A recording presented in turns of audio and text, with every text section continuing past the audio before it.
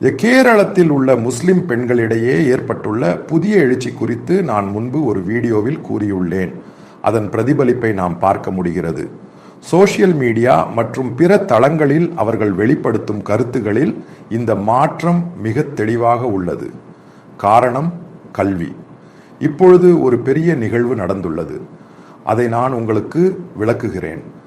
வயது முதிர்ந்த ஒரு முஸ்லிம் பெண், பேரப்பிள்ளைகள் உள்ள ஒரு பெண், அவரது கணவர் ஏறத்தாழ 22 ஆண்டுகளுக்கு முன்பு இறந்துவிட்டார். அவரது பேரப்பிள்ளைகளுடன் குலு மணாலி சென்றார். பணியில் நின்று கொண்டு அவர்களின் புகைப்படத்தை சோசியல் மீடியாவில் பகிர்ந்தார். அவரது வயதையும் குறிப்பிட்டுள்ளார். நீங்கள் புரிந்து கொள்ளுங்கள், கேரளத்தின் மத ஆசிரியர்கள் அதிர்ச்சியடைந்தனர். காரணம், அவர்களால் இதை ஏற்க முடியவில்லை, அவர்களால் ஜீரணிக்க முடியவில்லை.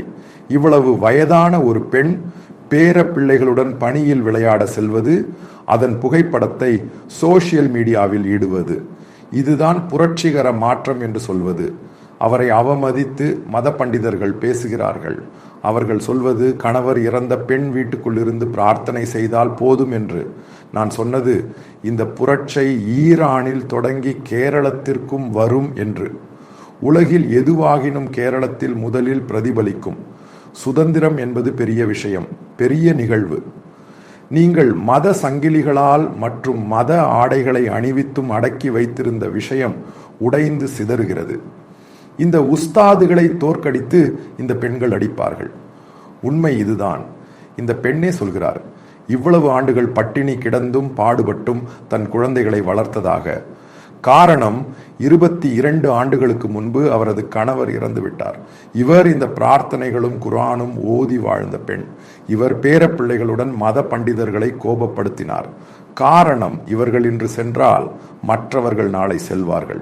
இவர்களால் இதை தாங்க முடியாது. மூத்த மத தலைவர்கள் உட்பட மத பண்டிதர்களால் இதை தாங்க முடியலை. காரணம், இது ஒரு தொடக்கம். கேரளத்தில் இந்த முஸ்லிம் பெண்கள் வழியாக ஒரு பெரிய மாற்றம் ஏற்பட போகிறது. சிந்தித்து பாருங்கள். வயதான ஒரு பெண்ணுடன் இவ்வாறு மரியாதையின்றி நடந்து கொள்கிறார்கள். அவர்கள் மதத்தின் சங்கிலியை உடைத்து எறிகிறார்கள். சுதந்திரம், அதுதான் பெரியது. அறிவு ஒருவரை சுதந்திரமாக்கும் என்று சொல்வது எவ்வளவு சரியானது. மதம் அல்ல இங்குள்ள தேவை. இங்குள்ள தேவை மனிதன்.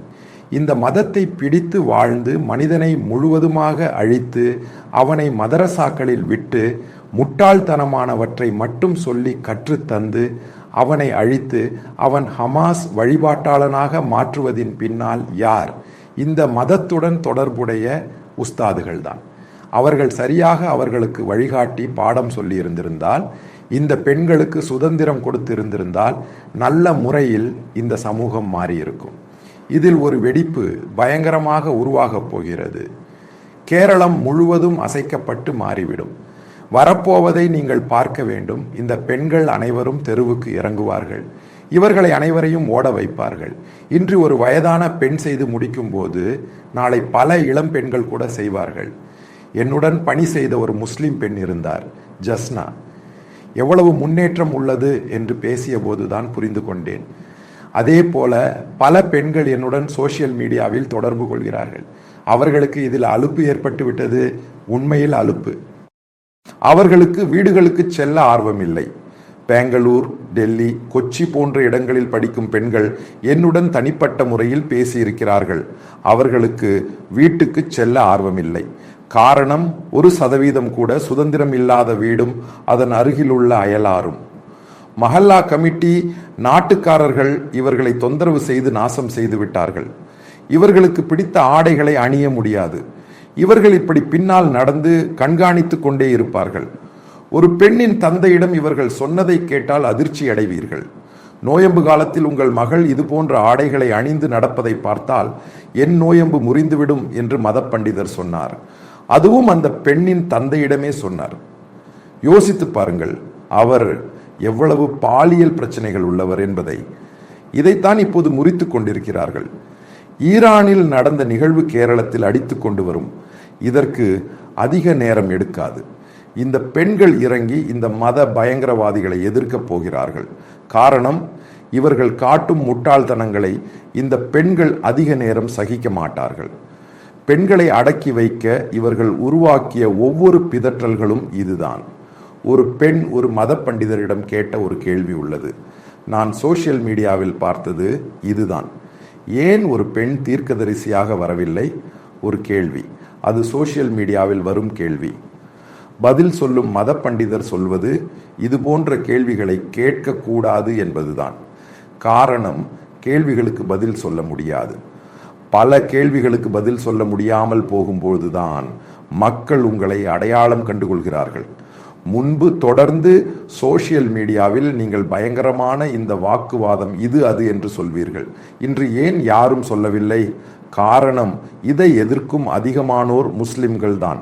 அவர்களே உங்களை எதிர்க்கத் தொடங்கிவிட்டார்கள். காரணம், முதலில் இதை எல்லோரும் புறக்கணித்து விட்டார்கள்.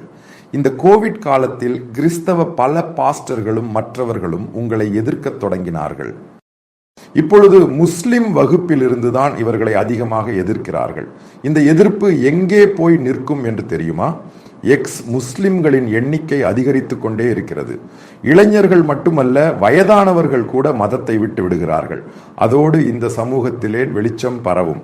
இன்றும் இருளில் கிடக்கிறது இந்த பகுதி. கேரளத்தின் முஸ்லிம் பகுதிகளில் நான் சென்றபோது புரிந்து கொண்டது, பெரிய அளவிலான வளர்ச்சி எதுவும் அங்கு நடக்கவில்லை. கல்வியின் ஒரு ஏற்ற இறக்கம் இருந்தது என்பது சரி. அதனால் குழந்தைகளுக்கு கல்வி கிடைத்தது.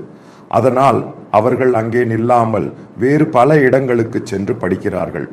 இந்த குழந்தைகள் எல்லாம் கல்வி பெற்று வெளியே வந்தவுடன் முதலில் எதிர்க்கும் மத பண்டிதர்களாக இருப்பார்கள். காரணம், இவர்களின் பெற்றோர்களையும் தாய்மார்களையும் பாட்டனார்களையும் அழித்தவர்கள் இந்த மத பண்டிதர்கள்தான்.